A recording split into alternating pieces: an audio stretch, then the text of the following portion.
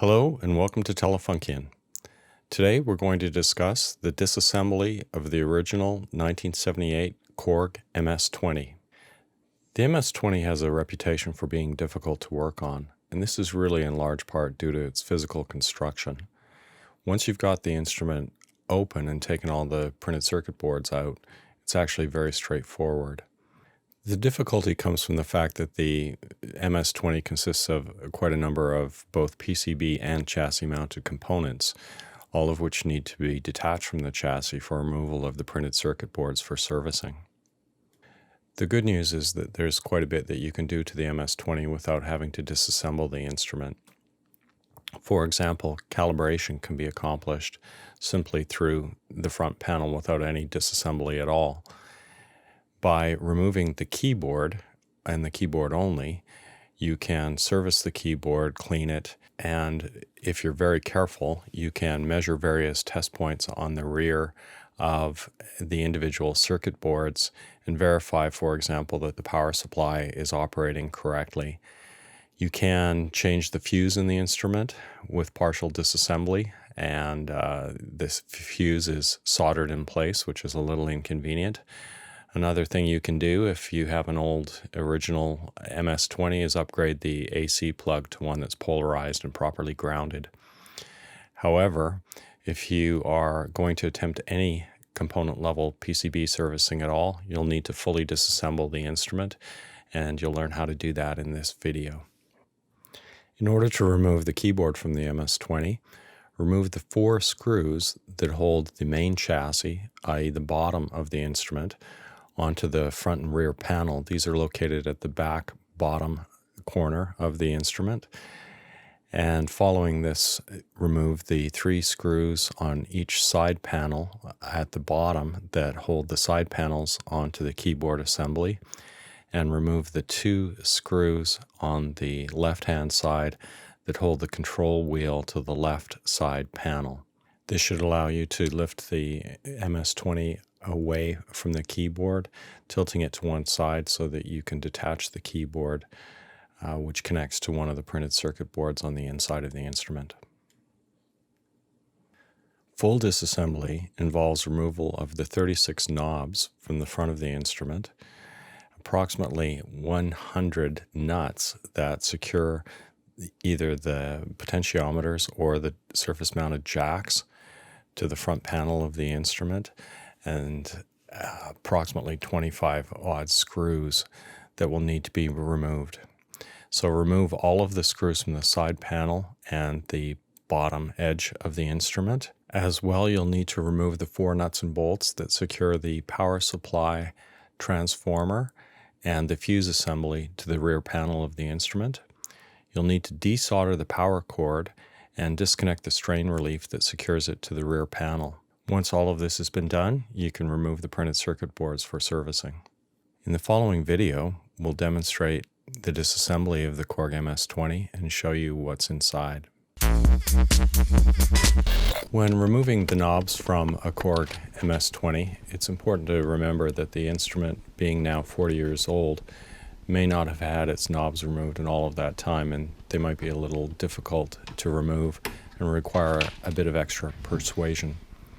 So rather than using a metal screwdriver or some other implement that could damage the surface of the instrument, I tend to prefer the use of these plastic spludgers that can be found in various kits for repairing cell phone screens and the like.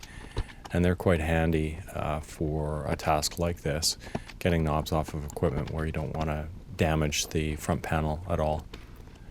So if you're ever ordering a cell phone repair kit online, order one with these extra tools because they might come in handy later.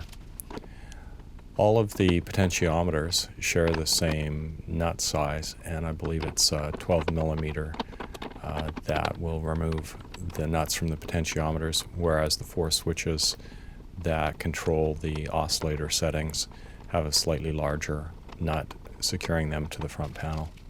You'll note that the 2 knobs that are controlling the high pass and low pass filters have plastic washers underneath the knobs, and you'll want to remember where these go, set them aside, and don't lose them.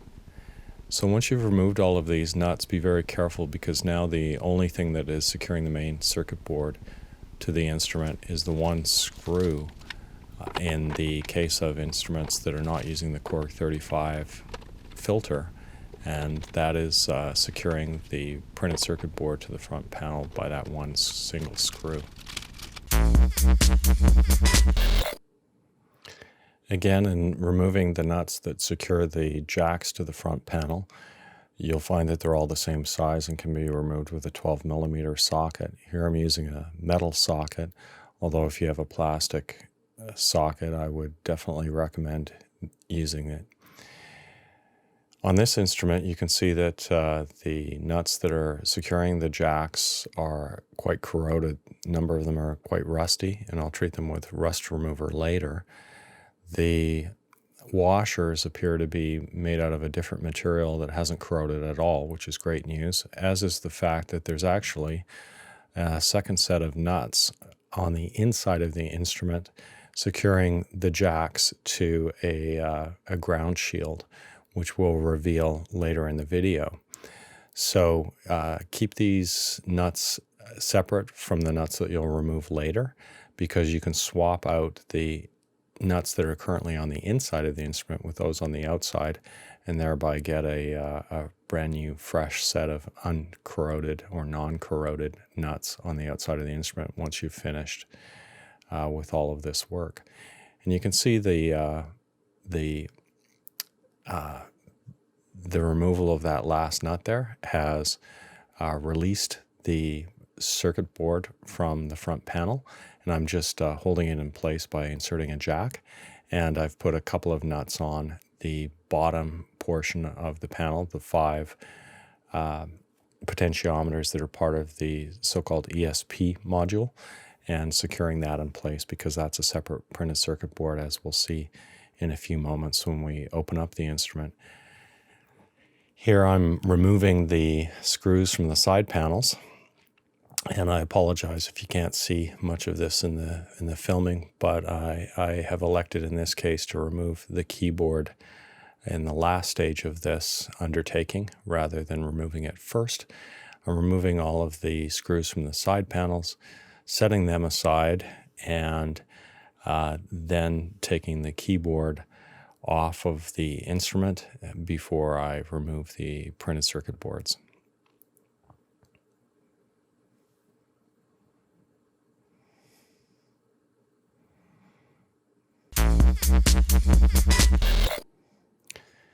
So here we can see the mod wheel after the removal of the left-hand side panel, and it just pulls away from the keyboard like so. It is connected to one of the printed circuit boards on the inside of the instrument that's way on the other side, the right-hand side of the instrument, and you can follow the color coding on the wires and find the connector on the back of the circuit board on the right-hand side. And you'll see that I'm just moving the instrument on my bench so that I can see inside, disconnect the mod wheel assembly.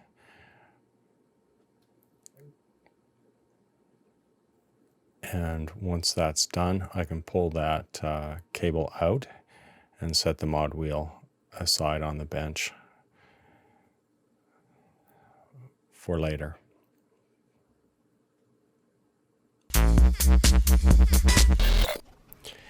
Here you can see the main chassis of the instrument after lifting away from the keyboard assembly. I've just disconnected the AC from the secondary output of the transformer, and I'm taking out this one last screw which secures the printed circuit board to the front panel where it connects to a standoff to facilitate better heat exchange in the OTA filter version of the Korg MS-20. Taking off the nuts securing the ESP module, and now I'll address the nuts that are holding on, the screws and the nuts that are holding on the transformer and the fuse assembly that you can see on the back panel of the instrument. These nuts are lock nuts, and they're secured with Loctite, and so you may find that they're quite tight, and make sure you're using the proper Phillips screwdriver, proper size screwdriver, otherwise you could quite possibly strip these screws, which would be quite frustrating. You'll see in a moment that I'll use a set of pliers to hold the nut as I loosen the screw. I wouldn't necessarily advise this. I would rather recommend using a small wrench or an appropriately sized socket, but don't do as I do as I say. And here comes the offending use of the pliers.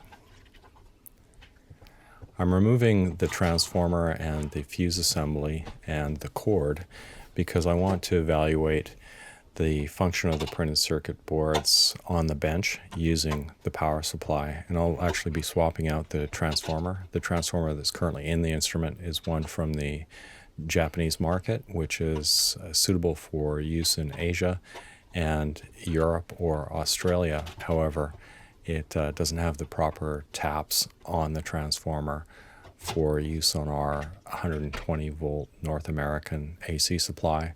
So I'll be providing the instrument with a new transformer.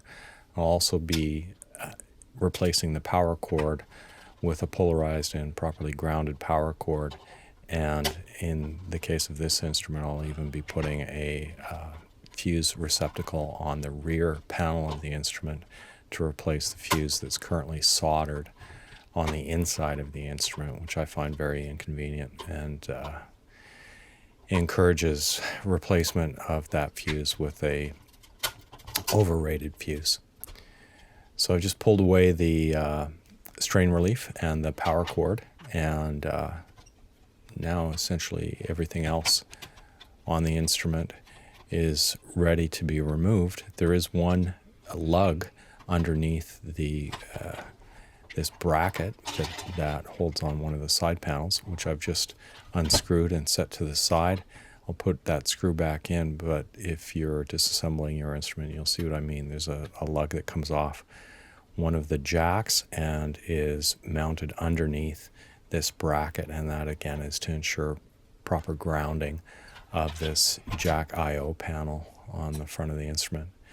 So here I'm going to be arranging the PCBs on the bench to mirror their arrangement in the instrument, and I'll be setting about to reconnect the AC once I've rewired this transformer and begin testing and evaluation of this instrument.